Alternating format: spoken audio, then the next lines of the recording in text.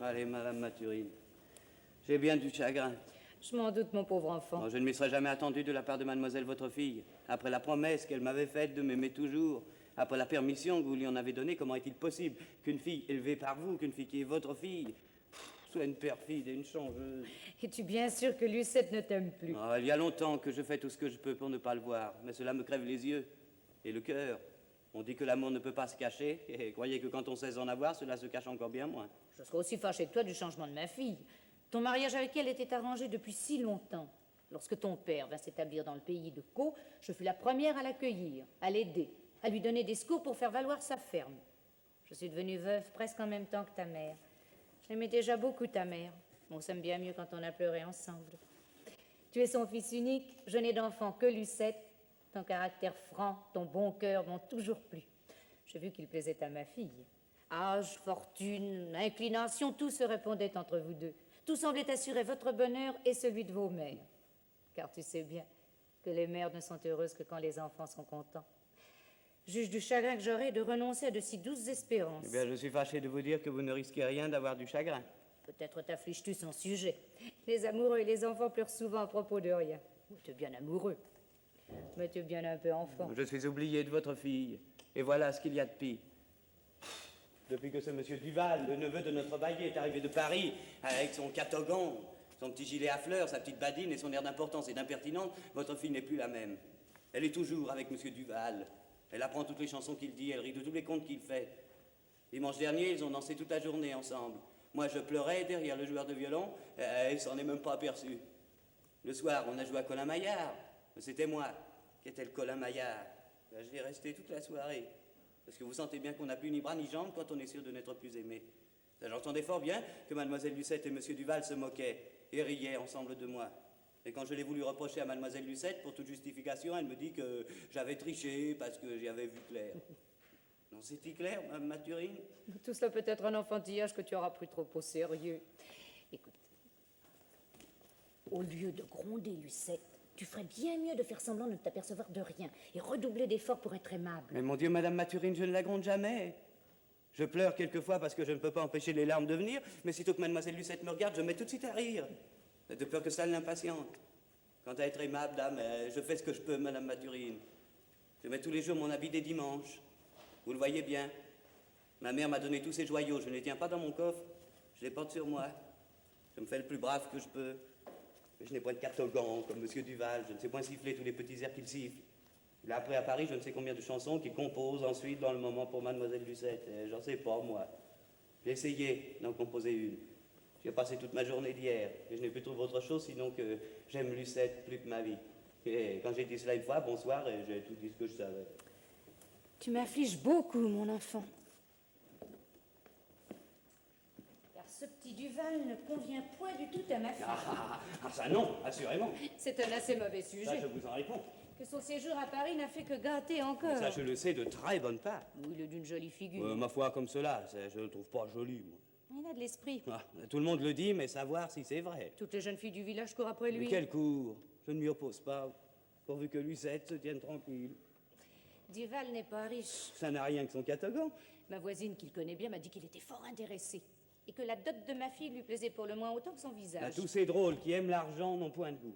Écoute, il ne faut pas encore nous désespérer. Lucette a pu être flattée de la préférence que M. Duval lui a donnée sur toutes les filles du village. Chez nous autres femmes, mon ami, la vanité est presque toujours la cause de toutes nos sottises. Lucette n'en est pas exempte. Mais son cœur est bon, j'en suis sûre. Et avec un bon cœur et une bonne mère, une fille revient toujours. Tu sais comment j'ai élevé Lucette. J'ai commencé par lui persuader la vérité, c'est que je l'aime beaucoup plus qu'elle ne peut s'aimer elle-même. D'après cette idée, sa confiance en moi est sans borne. Elle me dit tout ce qu'elle pense. Je saurai bientôt quelle espèce de sentiment elle a pour Duval. Et sois bien sûr que je ne négligerai rien pour la rendre à la raison. Et à toi. Ça, si vous allez me mettre en compagnie avec la raison, vous ne ferez rien qui vaille. Je ne veux pas que votre fille m'aime par raison. Je veux que ce soit par plaisir, comme c'était autrefois. Donc tenez, Madame Mathurine, je ne suis point du tout d'avis que vous alliez prêcher mademoiselle votre fille. Tous ces sermons me font du tort. Vous feriez beaucoup mieux de m'apprendre la manière d'être plus gentil que je ne suis, d'avoir de l'esprit, de petites manières, enfin de petites grâces, toutes ces drôleries-là dont vous faites tant de cas, vous autres. J'ai déjà prié ma mère de me les apprendre, mais ma mère dit qu'il ne me manque rien, puis que je suis charmant. Elle a raison, ta mère, je t'en dirai autant. Non, c'est que vous êtes aussi ma mère, vous. Je ne vous crois pas plus l'une que l'autre. Pardi, oui, voilà une belle manière d'être charmant, qui plaît aux mères et ne plaît pas aux filles. Bon, comment, Madame Mathurine, vous ne voulez pas me donner quelques bons avis? Quels avis veux-tu que je te donne? Mais on vous a fait l'amour tout comme à une autre. Vous devez bien vous souvenir de ce qui vous plaisait le mieux, dites-le-moi. Je le ferai pour plaire à votre fille. Là-dessus, mon enfant, il n'y a point de règle sûre. Et ce qui plaît à l'une ennuie l'autre. Mais j'entends Lucette, laisse-moi seule avec elle, je vais travailler pour toi. Ah ça, n'allez pas lui dire que je vous ai parlé de rien, car elle m'en voudrait peut-être, et j'aimerais mieux qu'elle me fît souffrir toute ma vie que de la mettre en colère un seul moment. Sois tranquille et va-t'en. La voilà qui approche. Oh, mon Dieu, comme elle est jolie. Ah, Madame Mathurine, c'est tout votre portrait, au moins. Ce drôle de Duval me fera mourir de chagrin. Mais non, te dis, j'y mettrai bon Je vous en ordre. prie, occupez-vous-en, quand ce ne serait qu'à cause de ma mère, qui mourra de chagrin d'abord, si elle ne me voit pas heureux. Adieu, Madame Mathurine. Adieu, mon fils. Comment avez-vous dit? Adieu, mon fils. Ah ben, j'aime bien cet adieu-là.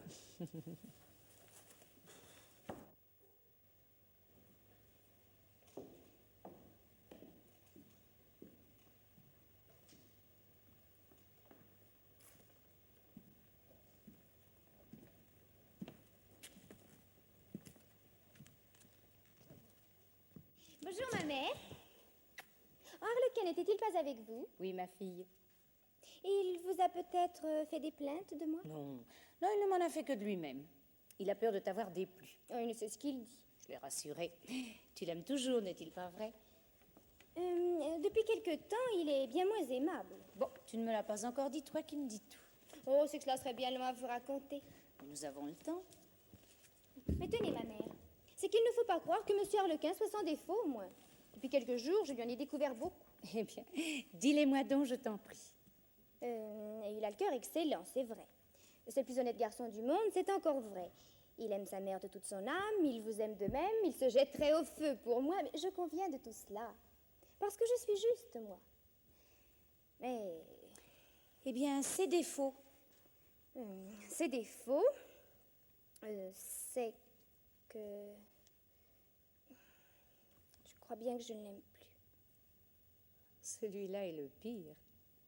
Mais tu fais bien de m'en avertir parce qu'à nous deux, nous verrons bien mieux quel parti prendre s'il nous est impossible de corriger Harlequin de ce défaut-là. Oh, que vous êtes bonne, ma mère. J'avais peur que cela ne vous fâchât. Tu me connais bien mal, Lucette. Rien ne peut me fâcher quand c'est ma fille qui me le dit, comme rien ne peut me plaire quand c'est une autre. Oh, vous savez bien que je ne vous cache rien. Mais revenons à ton amour. Tu n'en as donc plus pour Harlequin. Je ne vous assurerai pas la chose. Mais voilà tout bonnement ce qui m'arrive. Monsieur Duval est un très joli garçon, qui a beaucoup d'esprit, qui a été élevé à Paris dans le beau monde, où il m'a dit que toutes les dames de la cour étaient folles de lui. Mais ce monsieur Duval est amoureux de moi. Toutes les filles du village en crèvent de dépit. Ça me fait plaisir. À Harlequin, on a du chagrin. Ah, cela me fait peine. Je ne sais comment faire. Je voudrais bien aimer toujours Harlequin. Oh, mais je voudrais aussi être toujours aimée de monsieur Duval. Oh, c'est difficile, mon enfant. Mais en supposant que cela puisse s'arranger, ton cœur ne te ferait-il pas quelques petits reproches? Non, ma mère, parce que je vous le dirai. Et dès lors, il n'y aurait plus de mal. Il est certain que je le préviendrai en te montrant combien tu serais injuste, car chacun de tes deux amants te donnerait son cœur tout entier, et toi, tu ne pourrais donner à chacun d'eux que la moitié du tien. Ce marché serait-il égal? Non, assurément. Je tricherais et cela n'est pas honnête. Mais il faut donc que je me décide entre Harlequin et monsieur Duval. Je le crois. Et je te conseille, quand tu seras décidé, de ne plus changer, car ce serait encore une injustice. Comment cela? Que c'est bien aisé à comprendre. Tiens, quand le seigneur du village m'a donné sa ferme, il m'a dit, Madame Mathurine, je vous donne tant de terre à faire valoir, vous me rendrez tant d'écus par an. Eh bien, si, au moment de la moisson, il venait me dire, je vous rends vos écus et je reprends mes terres, n'est-il pas vrai qu'il agirait comme un honnête homme? Puisque c'est la moisson qui doit me payer non seulement de mes écus, mais encore de mes peines et de mon travail. Sans doute. Eh bien, quand tu auras choisi ton amoureux et que tu lui diras « Je reçois votre amitié et je vous donne la mienne », si, au moment où il compte t'épouser, tu vas lui dire « Je vous rends votre amitié et je veux reprendre la mienne », tu fais le même trait que le Seigneur, c'est-à-dire une très grande injustice. Mais vous avez raison, ma mère. Ah, mon Dieu, mais comme il est difficile d'être juste. Pas tant que tu le crois. Oh, mais ma mère, vous me faites penser à une chose. Mais j'avais déjà donné mon amitié à Arlequin. Oui, je le sais bien. Apparemment que tu as de bonnes raisons pour la reprendre. Mais non, je n'en ai point de raison, et voilà ce qui me fâche. Consulte bien ton cœur. Mais mon cœur est pour Arlequin, ce n'est pas là l'embarras. C'est que si je congédie Monsieur Duval, il deviendra l'amoureux de quelque fille du village qui croira me l'avoir ôté, et à cause de cela être plus jolie que moi. Cela n'est pas agréable, ma mère. N'as-tu que cette raison? Oh, j'en ai bien une autre encore. C'est que j'ai tort avec Arlequin. Mais je voudrais t'en convenir et je ne peux pas souffrir cela. Mais j'entends quelqu'un. Oh, c'est Monsieur Duval qui m'apporte un bouquet. Oui, mademoiselle. Madame, j'ai l'honneur de vous présenter mon respect. Depuis que vous m'avez permis de vous offrir des fleurs, elles viennent d'elles-mêmes dans le jardin de mon oncle. Oh, vous êtes bien honnête, Monsieur Duval. Ces fleurs-là vont détruire mon ouvrage. J'espère que Madame Mathurine me permettra bien de faire deux parts de mon bouquet. Je mettrai d'un côté les roses pour la mère et de l'autre les boutons pour la fille. Chacun aura ce qui lui ressemble. Quoiqu'en vérité, quand vous êtes auprès l'une de l'autre, je vous prends toujours pour les deux sœurs. Et j'ai de la peine à distinguer les nez. Ma mère, l'entendez-vous? Tenez, Monsieur Duval, vous croyez me faire un compliment et vous vous trompez. Je serais bien fâchée d'être sa sœur, car je ne serai plus sa mère. Et je ne connais pas dans le monde un nom plus doux, ni un plus bel état. En ce cas, les roses vous appartiennent.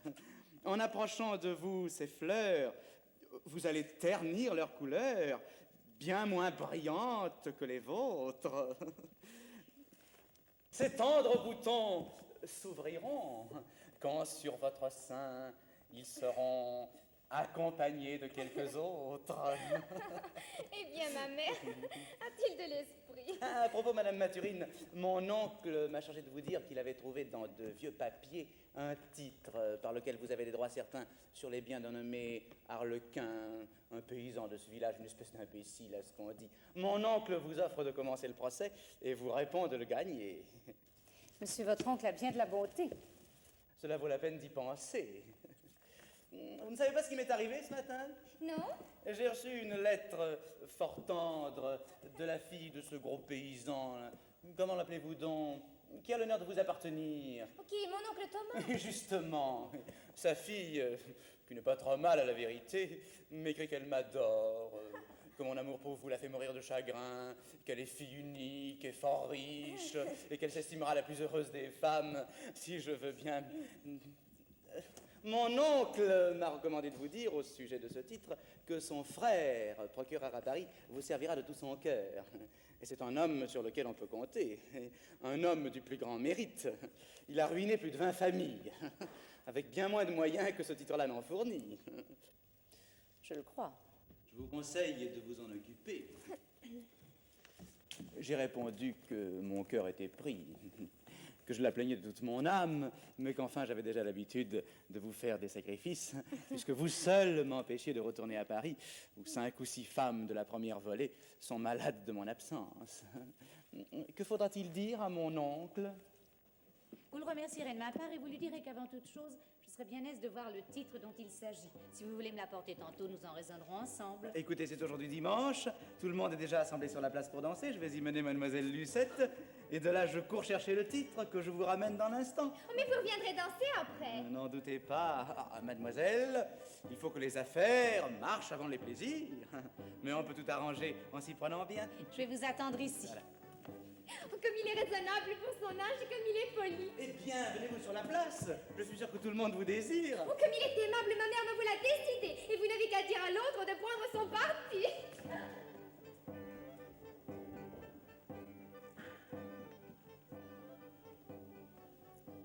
Tout est perdu, ma fille aime Duval. Ce qui lui plaît en lui me prouve clairement qu'elle sera malheureuse. Si je voulais me servir de mon autorité de mère, c'est bien sûr que Lucette obéirait. Obéir, ce mot-là tue tout. D'ailleurs, c'est un mauvais moyen. En m'opposant à son amour, je ne le rendrai que plus fort. Je ferai haïr Arlequin en ordonnant qu'il soit aimé. Oh, Lucette, Lucette, je ne veux que te rendre heureuse.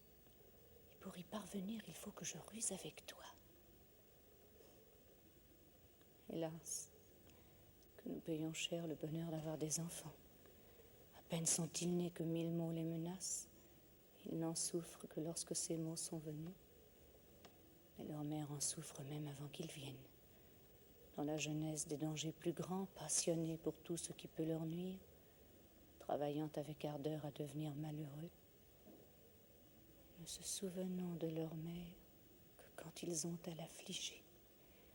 Je sais tout cela, je me le répète souvent. Et un sourire de ma fille me le fait toujours oublier. Allons, prenons courage. Puisque nous les aimons tant, il faut bien cependant que le plaisir passe la peine. Mais voici ce pauvre Arlequin. Il me fait pitié. Mon Dieu, que je suis à plaindre. Mais qu'as-tu, mon enfant, tu pleures? Sans doute, je pleure. Et je n'en ai que trop de sujets. Mais que t'est-il arrivé?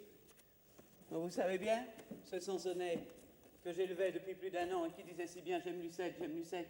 Eh bien... Eh bien, comme j'ai vu que mademoiselle Lucette ne m'aimait plus, j'ai cru que c'était le moment de lui donner le Sansonnet, afin qu'elle se souvînt de moi quand le Sansonnet lui dirait j'aime Lucette. En conséquence, je l'ai tiré de sa cage, je lui ai attaché à la patte le plus beau ruban de ma mère, et j'ai été pour le porter à mademoiselle Lucette. Oh mon Dieu, c'est bien là que j'ai vu qu'il n'y avait plus d'espérance. Mais enfin, as-tu vu ma fille? Et sûrement, je l'ai vu. Je l'ai rencontré avec monsieur Duval qui s'en allait à la danse. Ils chantaient tous deux comme du rossignol. Ça m'a fait un peu de peine, cependant, je n'ai pas dit autre chose que d'ôter mon chapeau. Et j'ai été pour présenter le Sansonnet à mademoiselle, votre fille. C'est bien là que j'ai vu, j'étais perdu. Enfin, tu m'impatientes. Que t'a dit ma fille? C'est ce qu'elle m'a dit, je le sais bien ce qu'elle m'a dit. Ça, je m'en souviendrai longtemps. Si tu veux que je le sache, il faut aussi me le dire. Elle m'a dit qu'elle n'aimait point du tout ces animaux-là qui disaient toujours la même chose. Ainsi a-t-elle ajouté, vous et votre Sansonnet, vous pouvez vous aller promener, je vous donne la clé des champs. Sur ce, elle a lâché le ruban, et le Sansonnet s'est envolé en répétant j'aime Lucette, j'aime Lucette. Ce trait-là n'est pas de ma fille. Et toi, qu'as-tu fait? Moi, j'ai pas pu m'envoler. Alors je suis resté pétrifié. Et malgré cela, mon cœur disait toujours, comme le Sansonnet, j'aime Lucette, j'aime Lucette. Oui, c'est ce malheureux Duval qui aura engagé ma fille à une si mauvaise action. Tout est fini, Madame Mathurine. Ce dernier trait me fait voir clair. Votre fille ne m'aime plus du tout. Il faut que je prenne mon parti, et il est pris. Je n'ose te donner beaucoup d'espoir, il ne m'en reste guère à moi-même. Cependant... Oh, ça, après l'histoire du Sansonnet, il n'y a plus de cependant. Mon parti est pris, Madame Mathurine, mon parti est pris. Dès que le Sansonnet a vu qu'on ne l'aimait plus, il s'en est allé. Le Sansonnet a eu raison. Écoute-moi, j'imagine un moyen dont l'exécution est difficile. Ça, je risque même beaucoup à l'entreprendre. Mais s'il me réussit, avant la fin du jour, nous serons tous heureux.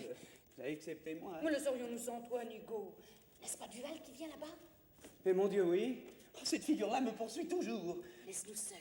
Je vais lui tendre un piège. J'espère bien qu'il sera pris. Va m'attendre chez ta mère. Ça, je n'attends plus, je suis décidé, mais je vous reverrai, Madame Mathurine, je vous reverrai, car je vous aime beaucoup et je viendrai vous dire adieu. Ça, adieu, Madame Mathurine. Ça, je reviendrai vous dire adieu. Voici Duval. Il doit être bien difficile de le tromper. Puisse ma tendresse pour ma fille me donner tout l'esprit dont j'ai besoin. Voilà, monsieur Duval, je ne vous attendais plus. J'avais à vous remettre quelque chose qui peut vous être utile. Vous m'avez promis de causer un moment avec moi. Voilà 2 motifs bien puissants pour me rappeler près de vous. Oui, oui, mais vous étiez avec ma fille et je m'étonne que vous vous soyez souvenu de moi. Il est certain qu'en regardant mademoiselle Lucette, il est permis de tout oublier. Elle vous ressemble beaucoup. Oh, monsieur Duval, vous lui volez cette douceur-là. Non, pour ne plus vous obliger à mentir, parlons d'autre chose. Où est le titre avec lequel je pourrais réclamer les biens de la famille d'Arlequin? Le voici, madame. Mais je ne peux vous le laisser qu'autant que vous en ferez usage et que mon oncle sera chargé du procès. Telle est sa volonté que je n'ai pu faire changer. Si, par exemple, vous veniez de marier mademoiselle votre fille et que vous fussiez bien aise d'augmenter sa dot en lui abandonnant ce titre, alors mon oncle se ferait un plaisir de vous le céder. On ne peut être plus obligeant. Mais, monsieur Duval, ce titre est personnel à moi. C'est à moi seul qu'il appartient. Il ne pourrait servir à ma fille que dans le cas où je la ferais mon héritière en la mariant. Ah, cela va sans dire. Mais personne ne doute de vos intentions à ce sujet. On vous connaît trop bien, madame Mathurine, pour n'être pas sûr que vous donnerez tout à mademoiselle Lucette, que vous lui laisserez choisir l'époux qui lui plaira, et qu'enfin vous n'avez amassé vos richesses que pour avoir le plaisir de lui en faire une dot. Il est certain que sans moi, ma fille n'aurait pas grand-chose. Son père était pauvre quand je l'épousai, je fis sa fortune. Plaisir bien doux, monsieur Duval. Plaisir que je n'ai éprouvé qu'une fois et qui est le plus grand sans doute que la richesse puisse donner. Vous retrouverez ce plaisir, madame Mathurine. Vous le retrouverez quand vous direz à l'époux qu'aura choisi mademoiselle Lucette: mon ami, tu es aimable et ma fille t'aime, c'est son métier, mais tu es pauvre et je te donne toute ma fortune, voilà le mien. En prononçant ces paroles, vous remettrez dans ses mains vos contrats, vos baux, vos billets, votre argent. Jouirez de sa surprise, de sa reconnaissance. Quel moment, madame Mathurine. Quelle satisfaction pour monsieur votre gendre. Et pour vous. Tenez-moi, je suis né très sensible et mon cœur est ému à cette seule idée. Il me semble que je vois tout cela. Je sens la joie, le transport, les plaisirs. Ah, c'est un beau moment, madame Mathurine. J'en conviens, oui. Mais je n'ai pas 34 ans, j'ai un cœur tout comme une autre. Il est possible que je plaise à quelqu'un. Il est encore possible que je trouve quelqu'un qui me plaise. N'est-il pas vrai, monsieur Duval? On a vu des choses plus extraordinaires. Pour cela, madame, ce ne serait point du tout singulier. Eh bien, si après avoir mis d'un côté le bien qui revient à ma fille, je mettais d'un autre le reste de ma fortune, qui est 4 fois plus considérable, et par-dessus le titre que vous tenez, et que je vinsse avec cette dot trouver un aimable garçon, comme vous, je suppose. Non, il ne faut pas que cela vous fâche, ce n'est qu'une supposition. Et que je vous dise, mon cher ami, vous me plaisez, c'est votre métier. Je vous épouse, c'est le mien. Je vous donne tout ce que j'ai, c'est mon plaisir. Et qu'en prononçant ces paroles, je vous mise en possession de tous mes biens, de tous mes contrats, de tout mon argent. Non, ce n'est qu'une supposition, comme vous entendez bien. Mais vous conviendrez que dans cette supposition-là, je jouirais bien mieux de la surprise, de la joie, de la reconnaissance de celui que j'enrichirais. Ah, quel moment, monsieur Duval! Quelle satisfaction pour mon époux et pour moi. Non, tenez, je ne vous le cache pas, je suis encore sensible. Mon cœur tressaille un peu à cette idée. Il me semble que j'y suis. Et je sens... Oh, c'est un joli moment, monsieur Duval. Oui. Oui, madame Mathurine. Et plus joli encore pour celui qui le passerait avec vous que pour vous-même. Oh, allons donc vous vous moquez, non. Non, parlons de quelqu'un qui vaut bien mieux que moi, de ma fille. Car si je m'occupe jamais de la supposition que j'ai faite, ça ne sera qu'après l'avoir établie. D'ailleurs, tous mes arrangements sont pris là-dessus, l'argent qui lui revient est prêt. J'y ajouterai même quelque chose. Parce qu'une mère est toujours obligée de faire plus que son devoir. On me permettra de disposer ensuite de ce qui me reste en faveur de la personne que mon cœur aimera le plus.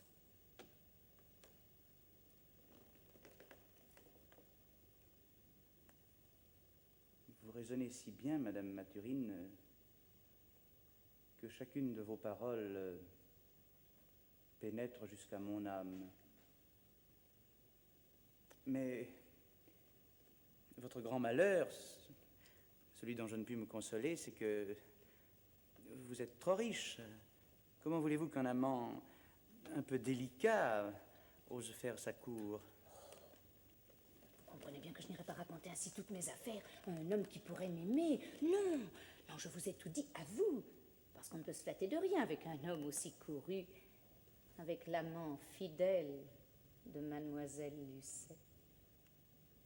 Non, non, non, je vous en prie, changeons de discours, cela m'impatiente. Voyons, vous venez ici me demander ma fille, me dire qu'elle vous aime et que vous l'adorez. Eh bien, tant mieux pour vous, je vous la donne. Sa dot est prête, le mariage se fera quand vous voudrez.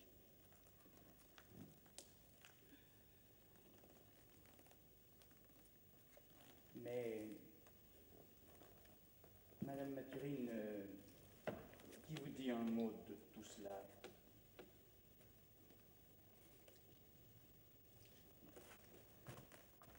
Voulez-vous me faire la grâce de m'entendre un moment et de me croire? Vous croire, c'est bien fort, mais voyons, dépêchez-vous.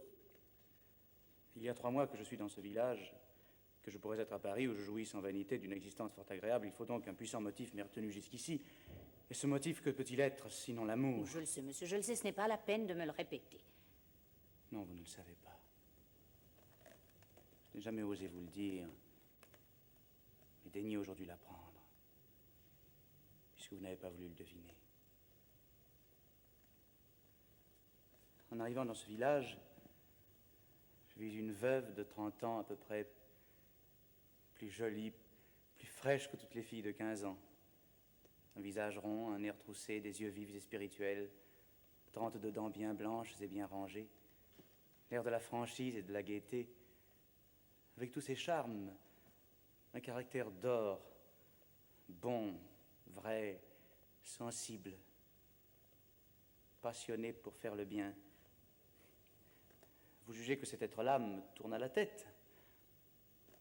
Mais comment oser lui dire, moi, jeune étourdi, sans esprit, sans aucun de ces agréments qui compensent le défaut de fortune?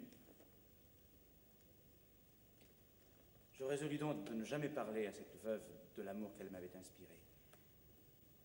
Peu de jours après, je rencontre une jeune fille qui lui ressemblait à s'y méprendre. Cette seule raison me l'a fait préférer à toutes les beautés du village. Je la distingue, je lui marque des attentions, elle m'accueille, elle accepte mon hommage. Et moi, n'osant porter mes vœux jusqu'à l'original, je me trouve trop heureux de les adresser au portrait. Voilà l'histoire de mon amour pour mademoiselle votre fille. Monsieur Duval, il est impossible de se fâcher d'une pareille déclaration. Surtout quand on a pu s'empêcher de laisser deviner qu'on la désirait. Non, mais enfin, c'est le portrait que vous voulez. C'est le portrait qu'il vous faut. Vous ne seriez pas homme à le sacrifier à l'original. Oh, dites un mot. Un seul mot, et vous verrez. Vous abusez de vos avantages. Mais écoutez, monsieur Duval, vous m'avez raconté l'histoire de vos amours. Il faut que je vous raconte la mienne. Quand mon mari vint à m'aimer, il faisait la cour à une petite paysanne du village qui apparemment me ressemblait aussi. Je lui fis entendre que je n'aimais pas ses distractions. Et j'exigeais qu'il écrivît à mon portrait une lettre bien claire par laquelle il lui annonçait qu'il ne l'avait jamais aimée et que tout son cœur était à moi. Quel fut le prix de ce sacrifice? Ma main. Vous lui signâtes sans doute, en même temps qu'il écrivit sa lettre, une promesse de l'épouser le lendemain. Le jour même. Avez-vous une plume et de l'encre chez vous? Tout ce qu'il faut. Donnez-vous la peine de passer dans votre maison. Nous terminerons cette conversation par écrit. De tout mon cœur, monsieur Duval. Mais que ne parlez-vous? Souvenez-vous cependant qu'avant toute chose, il faut que ma fille soit mariée et que le titre soit dans mes mains. Avant tout, il faut vous plaire et vous adorer à jamais.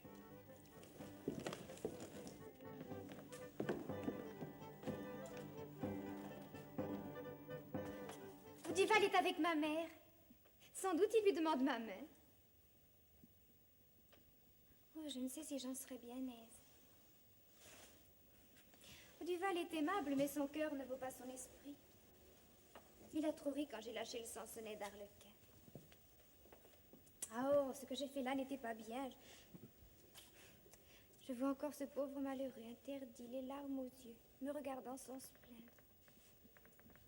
Oh, qu'on est malheureux quand on a fait quelque chose de mal. On y pense toute la journée. Mais c'est ce Duval qui l'a exigé. Mais quand j'aimais Arlequin, il n'exigeait jamais rien qui pût me donner du chagrin. Ah, je ne sais que faire, je suis bien à plaindre. Oui, il faut attendre ma mère, je lui dirai tout, cela me soulagera. Mais que vois-je? C'est Arlequin, oui, c'est lui-même, je ne me trompe pas. Oh, mais comment? Je vous demande pardon, mademoiselle, c'est madame votre mère que je cherche. Arlequin, Rick, répondez-moi, que veut dire cet habit? Que vous est-il arrivé? Je tremble de frayeur. Ne tremblez pas, mademoiselle, ne tremblez pas. Je n'ai pas le projet de tuer monsieur Duval. Je ne veux la mort de personne que la mienne. Mais expliquez-vous tout et tirez-moi d'inquiétude. Pourquoi cet uniforme? Vous êtes-vous engagé? Engagé? Eh, ça, je l'étais avec vous. C'était tout mon bonheur, c'était toute ma joie. Vous m'avez donné mon congé, vous m'avez chassé avec ignominie. J'ai été chercher un autre capitaine, bien moins aimable, mais un peu plus sûr. Est-il possible que vous ayez fait cette folie? Est-il possible? Oh, mademoiselle, j'ai fait quelquefois des folies plus dangereuses, car enfin, je n'ai engagé que ma vie à mon capitaine. Ce qui peut m'arriver de pire, c'est de la perdre. Une fois mort, on ne souffre plus. Mais quand on engage son cœur, quand on le donne, quand on le livre tout entier à celle que l'on chérit plus que soi-même, et qu'après l'avoir accepté, elle le dédaigne, le déchire, le pique de 100 coups d'épingle dans les endroits, c'est qu'elle connaît les plus sensibles, mademoiselle, cela fait plus de mal que de mourir. Et cela fait mal bien plus longtemps. Et que dira votre mère? Vous ne songez pas qu'en m'abandonnant, vous l'abandonnez aussi? Mais ce n'est pas moi qui vous abandonne, puisque je vous emporte dans mon cœur, et que vous m'avez dit, va-t'en. Quant à ma mère, je n'ai point d'excuse, je le sais, et j'en pleure. Mais madame Mathurine s'occupera d'elle pendant mon absence. Donc je vous le répète, ce n'est pas vous que je cherchais. Je voulais partir sans vous voir. Partir? Pourquoi vous voulez partir dès aujourd'hui? Ah, sans doute, il le faut bien. Le capitaine m'a dit que le général était à la veille de donner la bataille et qu'il n'attendait plus que moi pour cela. Vous jugez bien que je ne peux pas faire attendre cet honnête homme. Mais Arlequin, on vous a trompé, soyez bien sûr. Ah, je le sais bien que l'on m'a trompé. Mais ce n'est pas le capitaine. Non, ne me retenez pas, mademoiselle. Je vous le répète encore, ce n'est pas vous que je cherchais, c'est madame Mathurine, votre mère, à qui je veux remettre ce papier. Est-elle chez elle? Elle est en affaire.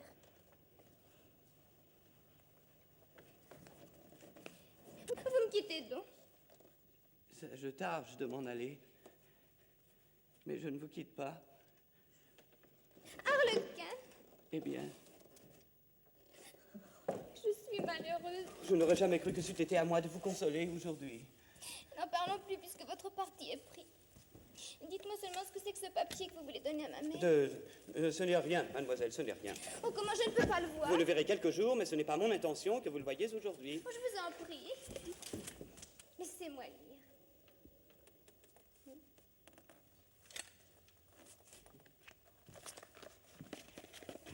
Mon testament. Comment votre testament? Sans doute, puisque l'on m'attend pour cette bataille. Il faut bien que je mette un peu d'ordre dans mes affaires. Comme ainsi soit que dès que l'on est plus aimé dans ce monde, on n'a rien de mieux à faire que d'en sortir. J'ai pris mon parti de profiter des bontés d'un capitaine qui veut bien m'envoyer à la bataille. J'espère qu'aussitôt que j'y serai arrivée, mon affaire sera finie le plus promptement possible. Et c'est alors que je prie madame Mathurine, mère de mademoiselle Lucette, de vouloir bien être mon exécutrice testamentaire.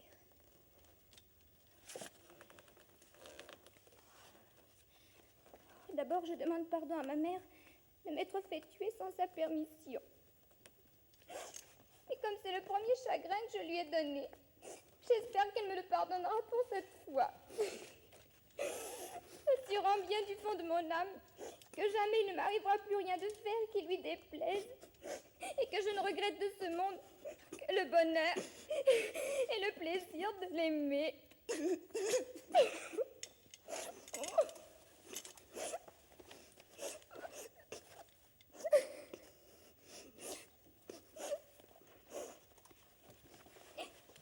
Je donne et lègue à mademoiselle Lucette tout le bien paternel dont je peux disposer sans mettre ma mère mal à son aise, lui pardonnant ma mort et tout ce qu'elle m'a fait souffrir et désirant de toute mon âme qu'elle soit heureuse avec celui qu'elle m'a préféré.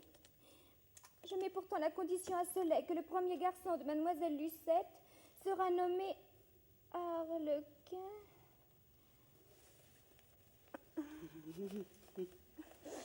et qu'elle pensera quelquefois à moi en aimant et en caressant Arlequin, ce qui m'empêchera de m'ennuyer dans l'autre monde. Je donne encore et lègue une petite pension alimentaire au petit chien Asa que j'ai donné à mademoiselle Lucette, sentant fort bien que ce bon petit chien ne sera plus aimé de sa maîtresse quand elle aura épousé mon rival, et ne voulant pas que ce petit chien qui a été mon camarade meure de faim pour avoir déplu comme moi. Voilà à quoi se réduisent toutes mes volontés. C'est la première et la dernière fois que j'en ai d'autres que celle de mademoiselle Lucette. Signé Arlequin. Oh, Arlequin, gardez votre bien, mais laissez-moi cet écrit, il ne me quittera jamais. Je le lirai toute ma vie, du moins jusqu'à ce que mes larmes l'aient effacé. Vos larmes? Vos larmes? Non, parlez, contez-moi vos peines. J'ai bien cédé votre bonheur à Monsieur Duval, mais je ne veux céder à personne vos chagrins. Mon ami... Oui, je suis votre ami, je le serai tant que je vivrai. Parlez. Qu'est-ce qui vous chagrine? Le repentir, la honte d'avoir pu vous méconnaître un moment, d'avoir été ingrate envers vous. Mon cœur n'a pas été coupable, mon cœur vous a toujours aimé, Arlequin, soyez-en bien sûr. Que dites-vous, Lucette? Vous m'aimeriez? Vous m'aimeriez encore? Hélas, mon Dieu, votre changement à penser me faire mourir de douleur. Votre retour me fera mourir de joie. Ça, je n'ai pas besoin d'aller à la bataille. Vous me tuerez quand vous voudrez. Oui, je t'aime, je t'ai toujours aimé. Je trouve du plaisir à te l'avouer dans l'instant où je n'espère plus de pardon. De pardon, mais c'est à moi de te pardonner, puisque c'est moi qui reçois ma grâce. Car il ne faut pas t'abuser. Toute perfide, toute infidèle que tu étais, je n'ai pu te haïr. Tu l'aurais été 100 fois davantage que je t'aurais toujours chéri. Il ne tenait qu'à toi, mon ami, de m'ôter mon bonheur, mais non pas mon amour. Faisons donc la paix, veux-tu? De toute mon âme. Mais vous ne danserez plus avec Monsieur Duval. Je lui parlerai de ma vie.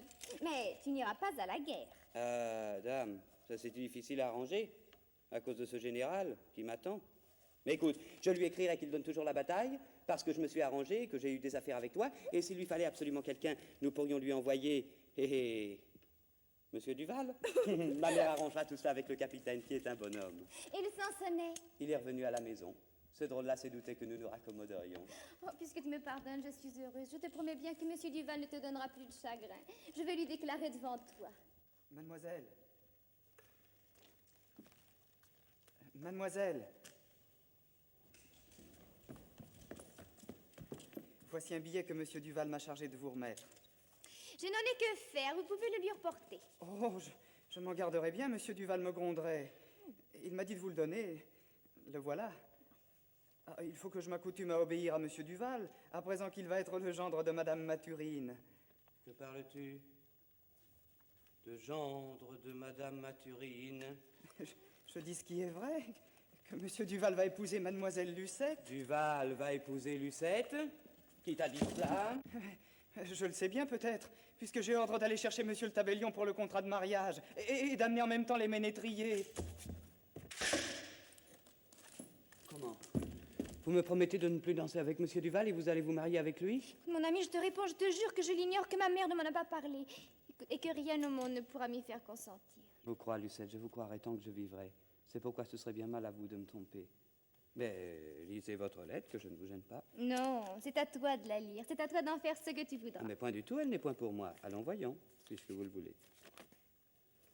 Mademoiselle, j'ai été poli et galant avec vous comme je le suis avec toutes les femmes, et vous avez pris cette galanterie pour de l'amour. Et j'en suis d'autant plus fâché que vous m'avez offert votre cœur et qu'il m'est impossible de l'accepter, puisque le mien est tout entier à celle à qui je vais m'unir. Duval. C'est toi qui t'amuses à faire cette lettre-là? Moi, mais je n'ai ni fait ni écrit de pareilles impertinences, je lis ce qu'il y a. Cela n'est pas possible. Mais voyez vous-même. Oh, mon ami, ne m'accable pas. Je ne m'attendais pas à recevoir cette lettre. Je ne l'avais pas encore reçue quand je t'ai rendu mon amour, Ne parlons plus de cela, parlons de notre mariage. Je ne t'ai jamais vue si belle, si jolie qu'aujourd'hui, et tout mon bonheur, toute ma confiance sont revenus dans mon cœur. Oh, mais voici Madame Mathurine et Monsieur le Tabellion. Et toujours ce monsieur. Ma fille, voilà le moment de terminer bien des affaires. Monsieur le tabellion nous aidera. Il porte ton contrat, où le nom de ton mari est en blanc. C'est à toi, comme de raison, à le remplir. Vois si tu veux du temps pour te décider, ou si tu peux t'expliquer tout de suite. Oh, grâce au ciel, ma mère, je n'ai plus besoin de réflexion. Monsieur le tabellion, écrivez que mon mari, mon ami, mon amant s'appelle Arlette. Voyez, monsieur, et n'oubliez aucune de mes qualités. Je vous en fais mon compliment. Mais est-ce là votre habit de noces? Non, c'est mon habit de la veille. Voilà un titre avec lequel je pouvais ruiner ta mère et toi-même. Voilà ton titre. Ah, madame. Un moment, monsieur. Sais-tu bien, ma fille, qu'il m'en a coûté une promesse de mariage pour faire avouer à monsieur qu'il ne t'avait jamais aimé? Monsieur le tabellion, écrivez que, dès aujourd'hui, par-dessus la dot qui revient à ma fille, je lui donne tout ce que je possède dans le monde et tout ce que je pourrais jamais posséder. Écrivez tout cela de façon qu'il soit aussi clair que ma fille a tout mon bien, comme il est aussi clair qu'elle a tout mon cœur. Oh, ma mère. À présent, monsieur, qu'il ne me reste plus que les appâts qui vous ont séduit. Si vous voulez ma main, vous n'avez qu'à dire, je subirai mon sort. Madame, il m'est difficile de vous exprimer à quel point cette plaisanterie-là m'enchante. Je suis ravi d'y être pour quelque chose. Non, je vous rends votre promesse. En vous épousant, nous serions tous les deux malheureux. En ne vous épousant pas, nous sommes tous les quatre contents. Il n'y a pas de comparaison. Et d'après ce calcul, je crois ne rien avoir mieux à faire que de prendre congé de la compagnie. Vous devinez notre avis. Monsieur, monsieur, comme vous avez beaucoup d'esprit et que je ne suis qu'une bête, ne pourriez-vous pas me faire quelques petits couplets sur mon mariage? Je vous serais bien obligé. Le jour du bonheur des enfants est la fête des bonnes mères. Allons danser, mes amis.